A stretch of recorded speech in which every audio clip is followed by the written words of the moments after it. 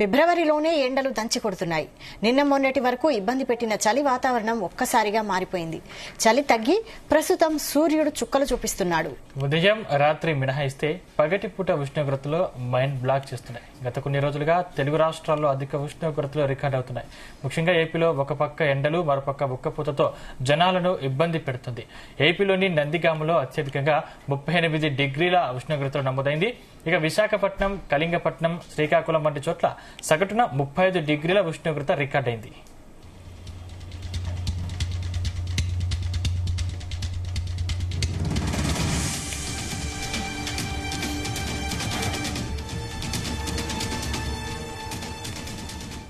ఇక తెలంగాణలో కూడా గత కొన్ని రోజులుగా అధిక ఉష్ణోగ్రతలు నమోదవుతున్నాయి.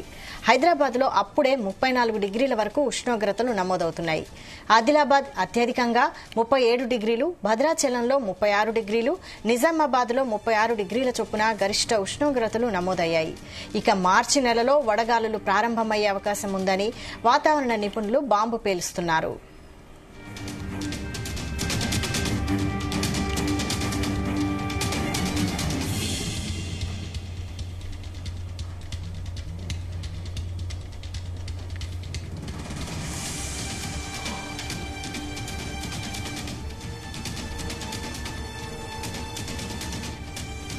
తెలంగాణలో ముఖ్యంగా హైదరాబాద్, నిజామాబాద్, హనుమకొండ, మెదక్ జిల్లాల్లో ఉష్ణోగ్రతలు సాధారణ స్థాయిని మించి పెరిగినట్లు వాతావరణ శాఖ వెల్లడించింది.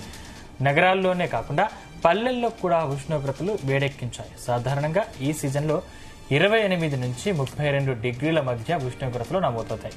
కానీ ప్రస్తుతం 32 నుంచి 36 డిగ్రీల వరకు చేరుకుంది. కొన్ని ప్రాంతాల్లో సాధారణం కన్నా 3 నుంచి 4 డిగ్రీలు అధికంగా ఉష్ణోగ్రతలు నమోదవుతున్నాయి.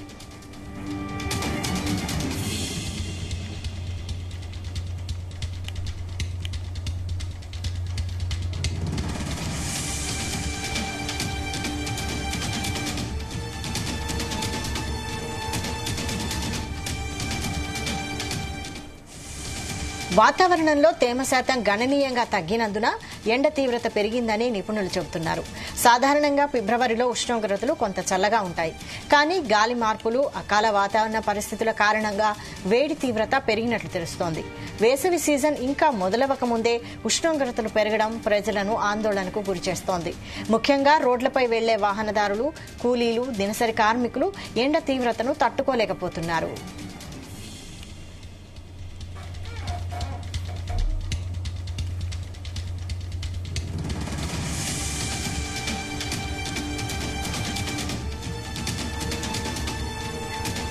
వచ్చే వారం రోజుల పాటు ఈ ఉష్ణోగ్రతలు ఇలాగే కొనసాగనున్నట్లు వాతావరణ శాఖ అంచనా వేసింది. ఆ తర్వాత కాస్త తగ్గుతాయని తెలిపింది. అయితే వేసవి ఇంకా పూర్తిగా మొదలు కాలేదు కనుక ప్రజలు మరింత అప్రమత్తంగా ఉండాలని సూచించారు. వాతావరణంలో మార్పులకు గల కారణాల్ని పరిశీలిస్తే సముద్రంపై ఏర్పడిన గాలి వాయువ్య దిశ నుంచి వీస్తున్న వేడి గాలులే కారణం. దీనివల్ల భూమిపై అధిక ఉష్ణోగ్రతలు నమోదవుతున్నాయని వాతావరణ నిపుణులు తెలిపారు.